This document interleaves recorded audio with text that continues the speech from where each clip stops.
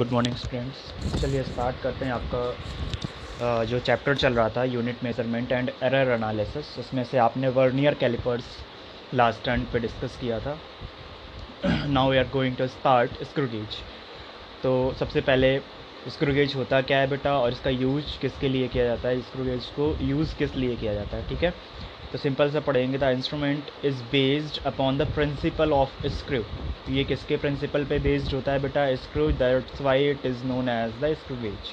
ठीक है, it is also consist of two main scale. ठीक है, two scale, main scale marked in millimeters and head or circular scale having 50 or 100 shaped divisions, equally shaped divisions। अब ध्यान से समझिए, पहले इसका जो इसने इतना सिंपल सा लिखा था उसका मतलब क्या था। ठीक है, the instrument is based upon principal of screw. बेटा जब लेट कर लेते हैं, ये एक आपका स्क्रू था।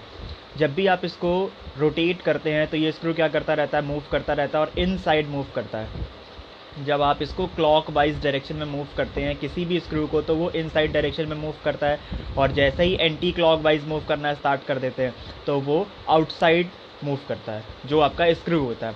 सेम एज प्रिंसिपल आपका स्क्रू गेज का होगा। ठीक है, इसमें आपके दो स्केल आपको बताए गए थे, जो आपने ये लिखा हुआ पढ़ा था उसमें भी आपको दो स्केल बताए गए थे। पहला स्केल बेटा कौन सा था, first scale was main scale in millimetre. Main scale आपका किस में होगा बेटा, मिलीमीटर।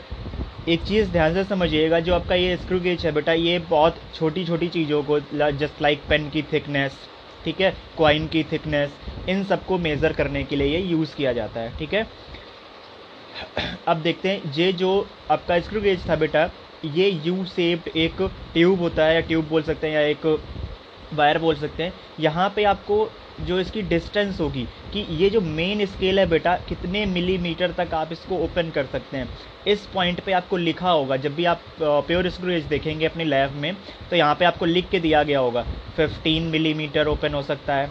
ठीक है, और 25 मिलीमीटर ओपन हो सकता है। तो ये बहुत सारे शेप में आते हैं। ऐसा नहीं है कि ये सिर्फ 10 मिलीमीटर तक ही ओपन होगा मेन स्केल, या 15 मिलीमीटर तक, या 25 मिलीमीटर तक ओपन होगा।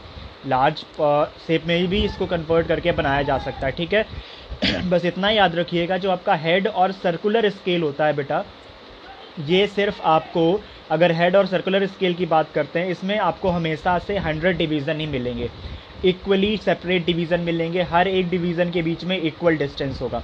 जैसे जैसे आप इसकी लेंथ बढ़ाते जाएंगे, अगर इसकी थिकनेस बढ़ जाएगी, किसकी थिकनेस बेटा, हेड स्केल की थिकनेस। हेड स्केल थिकनेस कब बढ़ेगी, जब आप मेन स्केल लॉन्ग करते जाएंगे। लॉन्ग करने के मतलब इस इंस्ट्रूमेंट को थोड़ा लार्ज करते जाएंगे। जैसे जैसे आप इस इंस्ट्रूमेंट को लार्ज करते जाएंगे, वैसे वैसे ये हेड स्केल भी क्या होता जाएगा, धीरे धीरे लार्ज होता जाएगा।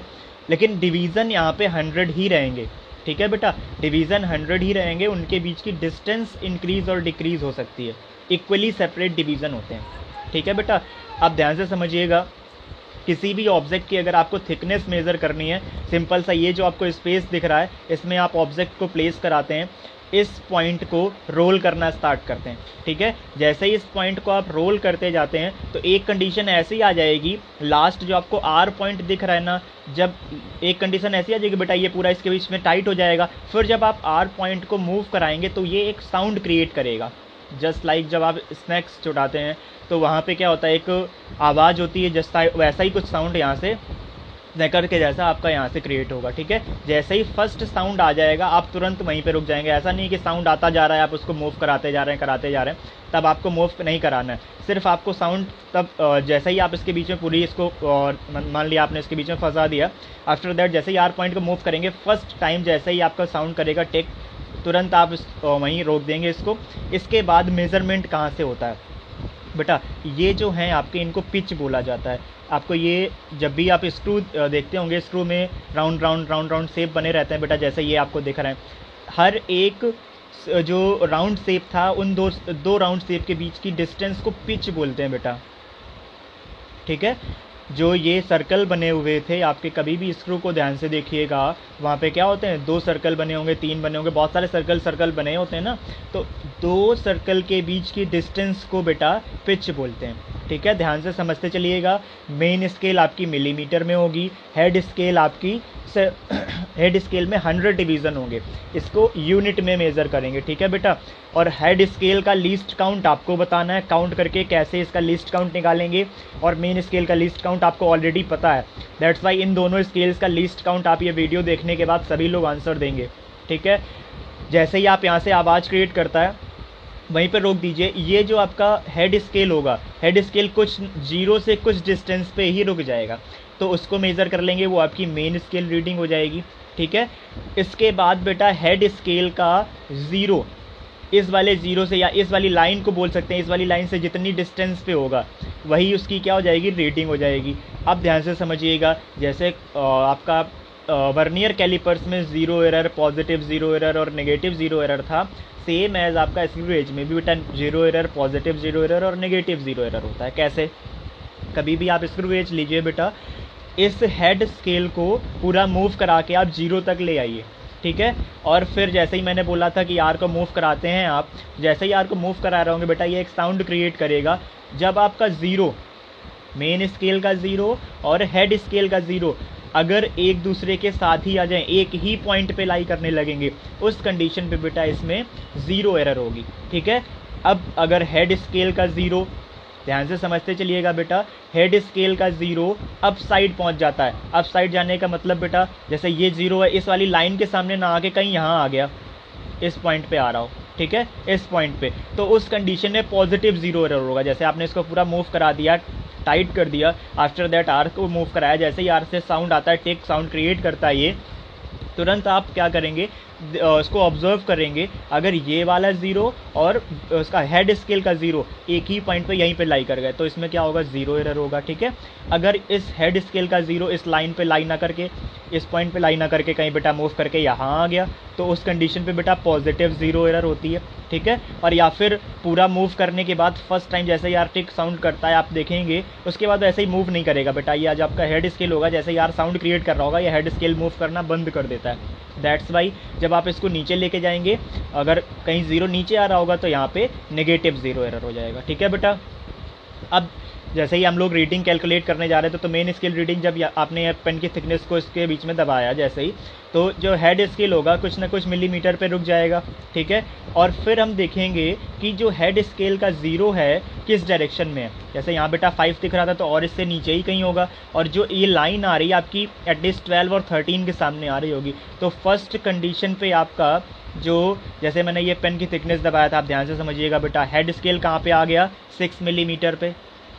ठीक है, ये आपका पेन यहाँ पे मैंने फिक्स कर दिया है। अब हेड स्केल की रीडिंग क्या हो गई, 6 मिलीमीटर। मेन स्केल की रीडिंग, मेन स्केल की रीडिंग क्या हो जाएगी, 6 मिलीमीटर। हेड स्केल की रीडिंग अगर कैलकुलेट करनी है तो काउंट कहाँ से करेंगे बेटा, 0 से काउंट करना स्टार्ट करते हैं। 0 इसके पीछे कहीं होगा, तो 5, 10। अब देखो 10 से आगे बेटा 2 और 3 लाइन आगे बढ़ रहा था, ये जो बीच वाली लाइन थी, तो क्या हो जाएगा, जो हेड स्केल होगा उसकी रीडिंग 12 और 13 लिख सकते हैं। कुछ इसी तरह से फिर से हम एक दूसरा इंस्ट्रूमेंट लाएंगे, इसके बीच में फिक्स करेंगे, उसकी रीडिंग नोट कर लेंगे। फिर एक तीसरा इंस्ट्रूमेंट लेके आएंगे, इसके बीच में फिक्स करेंगे, उसकी रीडिंग नोट कर लेंगे। इस तरह से आप मिनिमम आपको 3 ऑब्जेक्ट की और जो थिकनेस होगी उसको पहले मेज़र कर लेना। ठीक है, या अगर आप एक पेन ही यूज़ कर रहे हैं तो पहले आपने यहाँ से थिकनेस मेज़र कर ली, फिर नेक्स्ट थिकनेस मेज़र कर ली, और फिर आगे बढ़ा दीजिए, ये 3rd थिकनेस हो जाएगी।